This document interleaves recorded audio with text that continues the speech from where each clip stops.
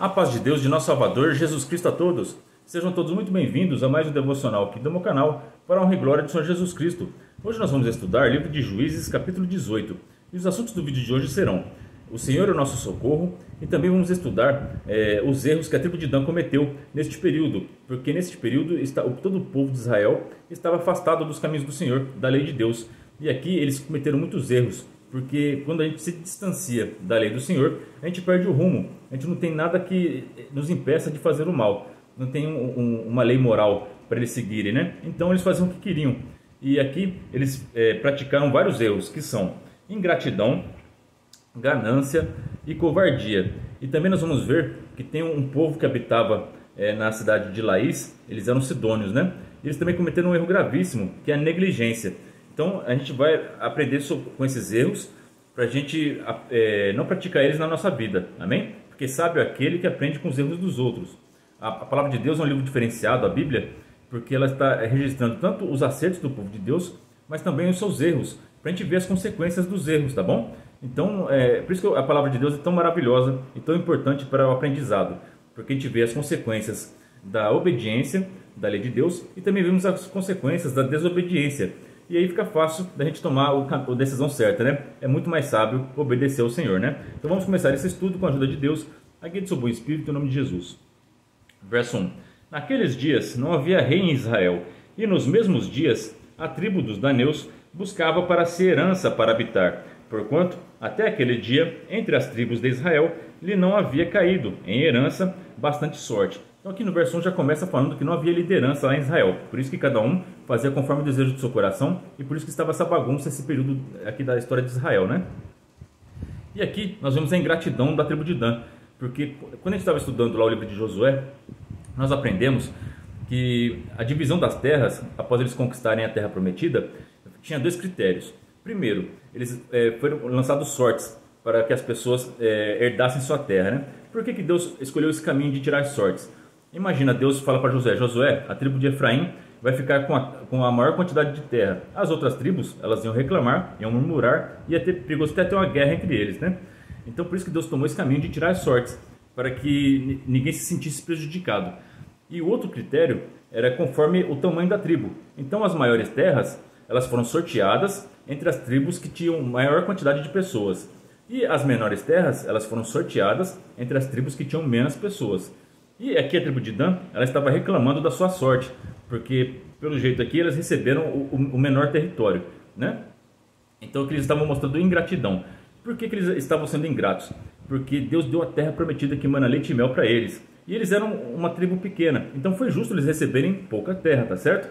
E nós que servimos a Deus sabemos que o pouco com Deus é muito, né? Santo é Deus. Aqui é um coração ingrato, é um coração que não estava valorizando aquilo que Deus deu para eles, né? Uma pessoa que tem Deus dentro do coração, um prato de arroz e ovo é uma refeição maravilhosa, santo é Deus. Mas a pessoa que tem um coração ingrato, um filé mignon, ele come reclamando, né? Então, infelizmente, tem muitas pessoas que são assim ingratas, né? Então, que não sejamos ingratos. Dê valor àquilo que você tem. E seja fiel no pouco, e no muito Deus te colocará. Santo é Jesus Cristo. Tanto é verdade que o Caleb, ele recebeu as heranças dele e ele quis aumentar. E tinha as montanhas onde habitavam gigantes. E ele foi lutar, ele foi grato pelo que recebeu e tomou posse daquelas terras, mesmo tendo dificuldades lá, né?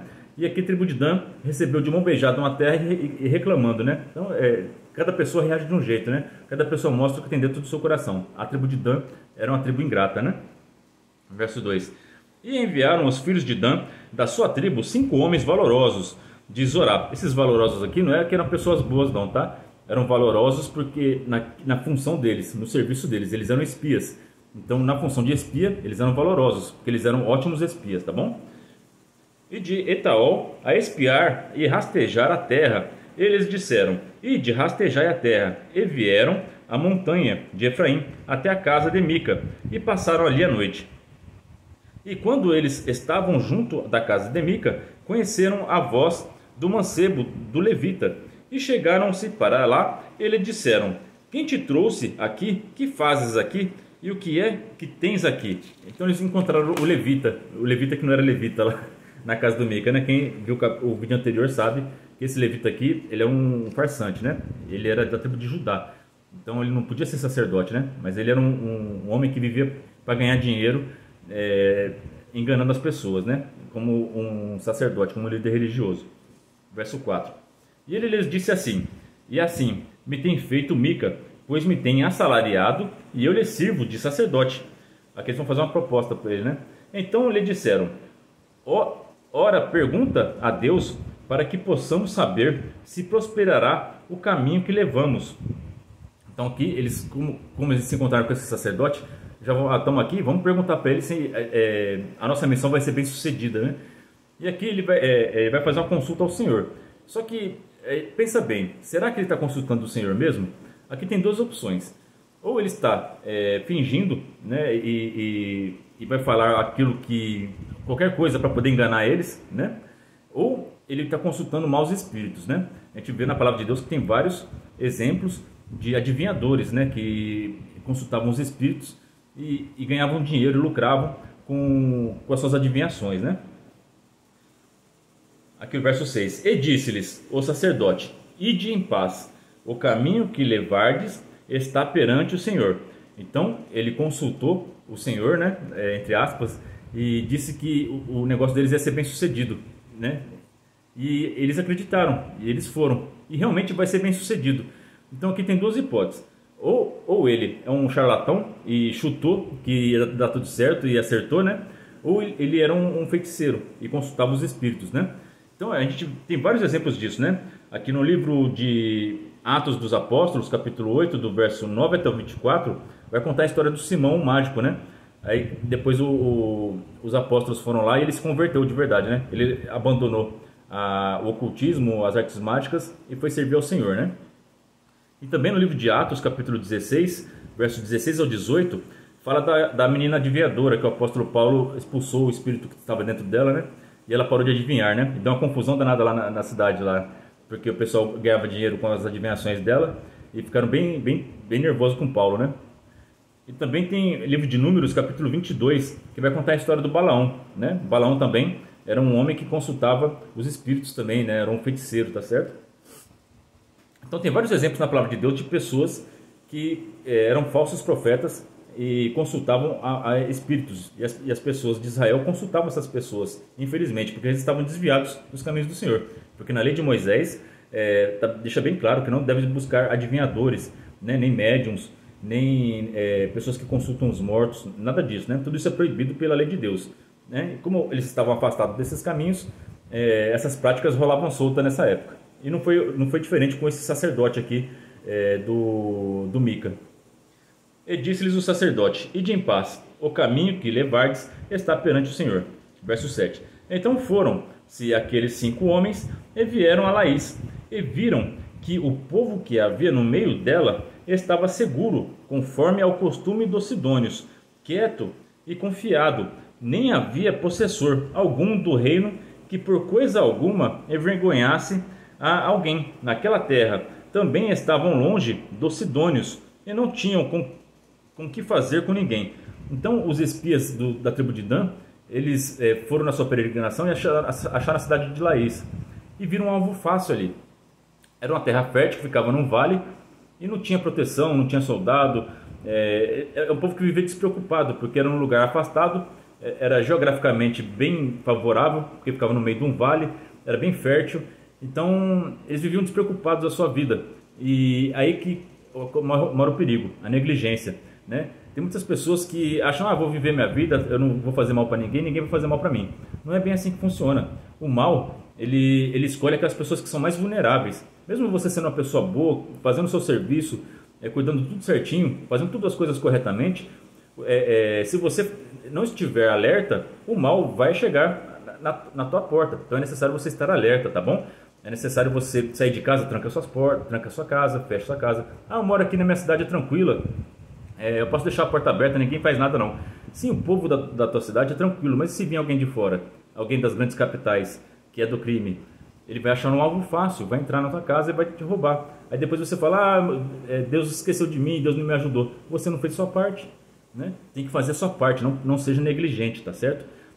Não brinca com o mal. não dá oportunidade para o mal entrar na tua vida, né? Isso tanto fisicamente, nos bens materiais, como espiritualmente também. Nosso Senhor Jesus Cristo ensinou que nós devemos orar e vigiar, estarmos sempre buscando a proteção divina através de oração e leitura da palavra. Aí o inimigo não vai ter brecha para entrar na tua vida.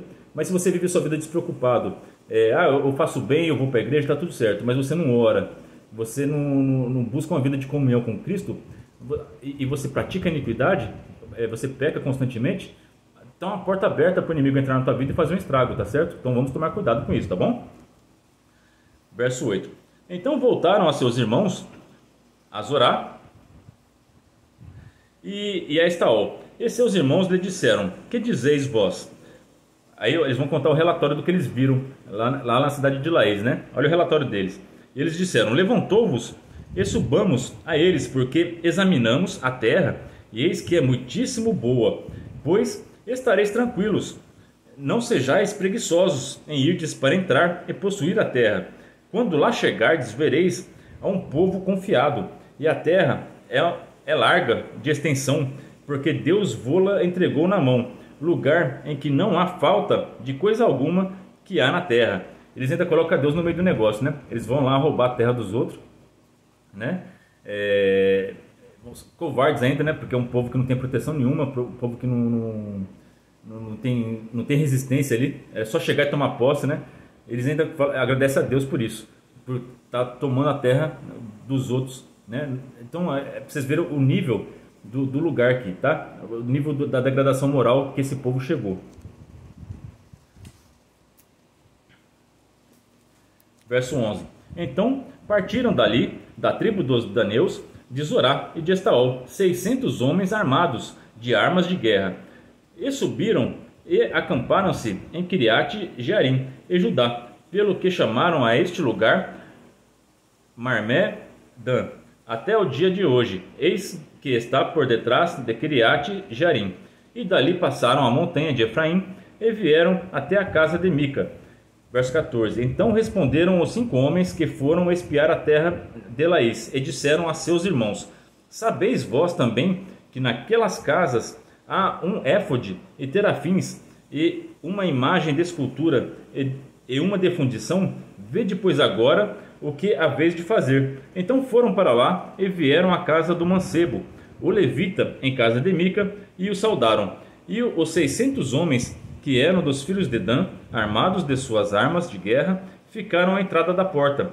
Porém, subindo os 5 homens que foram espiar a terra, entraram nela e tomaram a imagem de escultura, o éfode e os terafins, e a imagem de fundição, ficando o sacerdote em pé à entrada da porta com os 600 homens que estavam armados com as armas de guerra.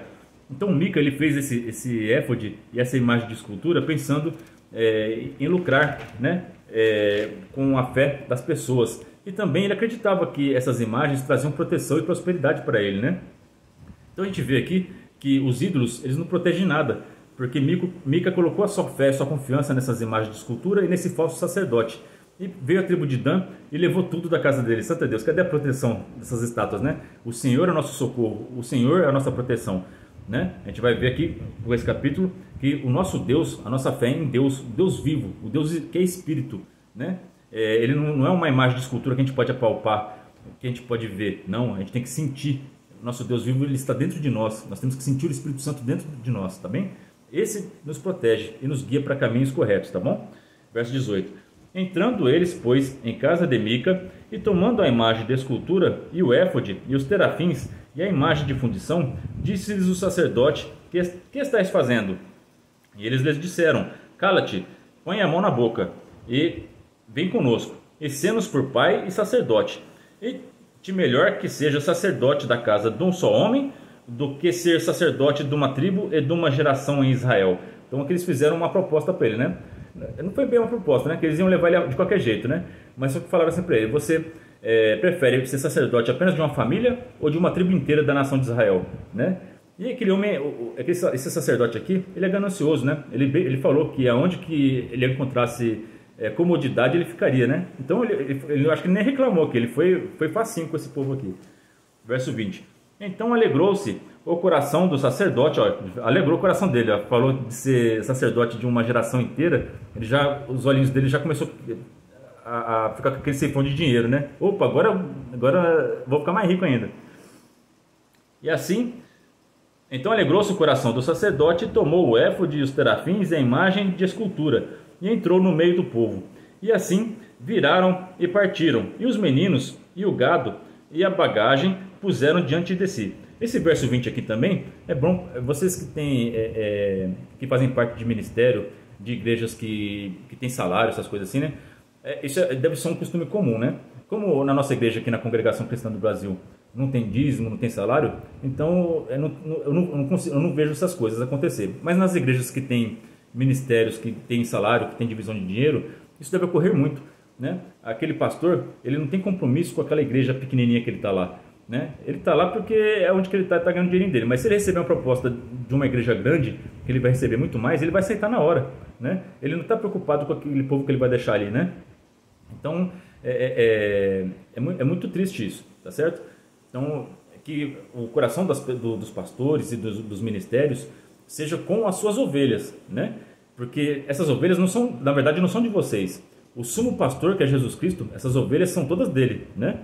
Então tem que cuidar bem dessas ovelhas, tá certo? Não vai abandonar elas. Não seja um mercenário que Jesus Cristo falou, que tem os mercenários que vendem as ovelhas, né? Então toma cuidado com isso, tá? Valoriza aquilo que é do Senhor Jesus. As ovelhas, as pessoas que vão na tua igreja, elas têm muito valor. Então se preocupe com elas, ame elas. Quando Jesus Cristo fala a Pedro, Pedro, tu me amas? Apacenta minhas ovelhas. Então se vocês amam o Senhor de verdade, não troca as ovelhas que você tem para um ministério maior, que você não vai dar conta de cuidar de cada uma delas. É muito melhor você ter ministérios pequenos e dar uma atenção maior para suas ovelhas do que um ministério muito grande, que você só vai receber um salário maior, mas você não vai conseguir fazer o seu trabalho bem feito. E quando Jesus Cristo voltar, ele vai cobrar cada ovelhinha que você abandonou, tá certo? Vamos tomar cuidado com isso. Assim viraram e partiram os meninos e o gado e a bagagem puseram diante de si. E estando já longe da casa de Mica, os homens que estavam nas casas junto à casa de Mica se reuniram e alcançaram os filhos de Dan. Então aqui o Mica percebeu que foi roubado e foi correr atrás para tentar recuperar aquilo que perdeu, né? Só que quando você não tem Deus no coração e você tomou as decisões erradas na sua vida, o inimigo vem e ele veio para roubar, matar e destruir. Então ele já roubou aqui, né? E quase que o Mica foi destruído aqui também. Então a gente tem que vigiar muito, tá bom? Vamos estar nos caminhos do Senhor. Verso 23. E chamaram após dos filhos de Dan, os quais viraram os seus rostos e disseram a Mica: que tens que assim convocaste esse povo? Aqui a resposta do Mica, né? Então ele disse: os meus deuses que eu fiz, me tomastes juntamente com o sacerdote, e vós fostes. Que mais me fica agora? Como, pois, me dizeis que é o que tens? Olha só aqui, ó. Aqui o Mica, ele está inconformado, porque o coração dele estava nesses ídolos que ele fez e no sacerdote que ele escolheu e colocou lá para cuidar dessas imagens, né? Era o negócio dele, a vida dele era essa, né? Então eles tomaram tudo dele. Então quando uma pessoa serve a Deus de verdade, né? A gente vê vários casos disso lá no Rio Grande do Sul, por exemplo. Tem pessoas que perderam tudo, perderam suas casas, mas não perderam a fé. Elas estão engrandecendo o nome de Deus. Esses dias foi um irmão lá contar um testemunho na minha igreja lá, que ele veio do Rio Grande do Sul e ele perdeu tudo. Só que ele tinha gratidão dentro do coração dele, ele contou o testemunho dele e falou que até hoje eles estão comendo das ofertas que nós levamos, que nós juntamos os alimentos e levamos até ao Rio Grande do Sul, né? Eu creio que todas as igrejas cristãs fizeram doações para o Rio Grande do Sul, né? E esse irmão veio agradecer: olha, graças às doações de vocês, até hoje nós temos mantimento e sou muito grato a Deus e a vocês pela sua doação. Olha que coisa mais linda. O coração dele, ele perdeu tudo, mas não perdeu a fé, porque o Deus dele é um Deus vivo, o Deus está dentro dele, não estava nas coisas que foram levadas, né? Aqui o Mica é o contrário, o coração dele estava nas coisas que foram levadas, estava nas coisas aqui da terra. E na palavra de Deus está escrito que tudo isso aqui é vaidade, tudo isso aqui vai passar, tudo isso aqui vai acabar pelo fogo. Então não coloque o coração de vocês nas coisas dessa terra, mas que o seu coração esteja no Deus verdadeiro, né? Em Jesus Cristo. Porém os filhos de Dan lhe disseram: não nos façais ouvir a tua voz, para que porventura homens de ânimo amargoso não se lancem sobre vós, e tu percas a tua vida e a vida da tua casa. Então que eles mandaram ele embora, senão além de perder os ídolos, ele perder a própria vida, né? O inimigo veio para roubar, matar e destruir. Ele não está de brincadeira não, tá? Então aqui não era um blefe. Se eles ficassem insistindo nesse negócio, eles iam morrer aqui, né? Verso 26. Assim seguiram o seu caminho os filhos de Dan, e Mica, vendo que eram mais fortes do que ele, voltou e tornou-se à sua casa. Voltou com o rabinho entre as pernas, perdeu tudo aquilo que tinha. Tudo começou com um dinheiro que era maldito, né? Que a própria mãe dele tinha amaldiçoado aquele dinheiro. Ele fez uma imagem de escultura e tudo isso aconteceu por desobediência a Deus, né? Verso 27. Ele, pois, tomaram o que Mica tinha feito, e o sacerdote que tivera, e vieram a Laís, a um povo quieto e confiado, e os feriram. Eles, pois, tomaram o que Mica tinha feito, e o sacerdote que tivera, e vieram a Laís, e um povo quieto e confiado, e os feriram ao fio da espada, e queimaram a cidade a fogo. Olha o povo covarde, né? Queimou esse povo aqui, que não tinha proteção nenhuma, né? Aí fica fácil, né? Por que eles não foram lá enfrentar os gigantes lá para conquistar a terra? Não, foram mexer com esse povo aqui que estava quietinho lá no canto deles lá, né? Verso 28. E ninguém houve que os livrasse, porquanto estavam longe de Sidom, e não tinham que fazer com ninguém. E a cidade estava no vale, que está junto a Bet-Reob. Depois reedificaram a cidade e habitaram nela. Então, você que mora num lugar distante, mora em sítio, mora em lugares distantes ou que não tem polícia por perto, não tem ninguém que possa te proteger, saiba que o nosso Senhor é o nosso socorro, tá bom? Esse povo aqui, eles eram sidônios, eles não tinham Deus o Deus verdadeiro como Deus deles, né? Eles adoravam imagens, igual o povo de Israel que estava corrompido ali, né? Mas nós que cremos no Deus verdadeiro, nós temos proteção, nós temos o socorro a quem devemos recorrer. Então, se você mora em lugares afastados ou lugares que não tem proteção policial, isso serve para todo mundo, tá? Para mim, para você, para qualquer um. Você quer proteção divina? Seja obediente a Deus. E tem 2 salmos que você decora, medita nesses salmos. Faça uma oração todo dia com esses 2 salmos. É o Salmo 121 e o Salmo 91. Estude na casa de vocês, leiam todos os dias. Ore eles como se fosse a oração do Pai Nosso. E você terá proteção divina, amém? E no momento que você mais precisar, Deus vai te socorrer, vai enviar os teus anjos a seu favor e vai te proteger, tá certo? Porque o nosso Deus, ele não dorme, nem toscaneja. Ele está sempre de olhos atentos àqueles que buscam servir em espírito e em verdade. Verso 29. E chamaram o nome da cidade Dan, conforme ao nome de Dan, seu pai, que nascera a Israel, sendo porém dantes Laís. E os filhos se levantaram para si aquela imagem de escultura. E Jonatas, filho de Gerson, o filho de Manassés, ele e seus filhos foram sacerdotes da tribo dos daneus, até o dia do cativeiro da terra. Então aqui, novamente, outro erro. Então eles levaram aquelas imagens de escultura para a cidade de Laís, eles mataram aquele povo, construíram uma nova cidade, agora colocaram o nome de Dan, e fizeram ali um lugar de adoração, e colocaram aquela imagem de escultura ali, e colocaram falsos sacerdotes novamente para cuidar da parte religiosa deles, né? Porque na palavra de Deus, na lei, somente levitas poderiam ser sacerdotes. E aqui eles pegaram da tribo de Gerson, da tribo de Manassés, para ser sacerdote. Tudo errado, né? Então não tem como prosperar. A gente vai ver que não prosperou, né? Aqui, ó. Verso 31. Assim, pois, a imagem da escultura que fizera Mica, estabeleceram para si todos os dias que a casa de Deus esteve em Siló. Porque aqui, ó, no verso 30, a gente observa que não durou muito tempo isso aqui, ó. Até o dia do cativeiro da terra. Ou seja, eles pegaram aquela terra, tiraram o povo que morava lá e fizeram uma nova cidade de Dan. E aquela terra, ela ficou cativa, ela ficou presa, porque essa terra não era deles. Deus não deu para eles essa terra. Eles foram enganados por aquele falso profeta lá que falou que eles podiam ir lá, e eles achavam que isso tudo era direcionado por Deus, mas não era, né? Essa terra aqui, ela estava sob cativeiro. E quando a terra está sob cativeiro, Deus manda depois alguém para resgatar essa terra do cativeiro e colocar as pessoas que Ele quer colocar lá, tá bom? Então, da mesma forma, as pessoas que estão no pecado ou estão sofrendo opressões malignas, essas pessoas estão em cativeiro espiritual. E o nosso Deus, ele vai resgatar você. E o resgatador se chama Jesus Cristo.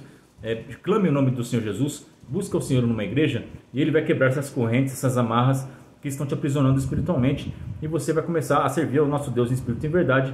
E o amor de Cristo estará dentro de você. E você praticará frutos do Espírito Santo. E você vai ter uma vida feliz e abençoada. Essa é a palavra para nós hoje. Que Deus abençoe a vida de todos vocês. Ore a Deus por mim e pela minha família. E que Deus esteja sempre hoje eternamente louvado. Em nome de Jesus Cristo, que vive e reina para todo sempre. Amém.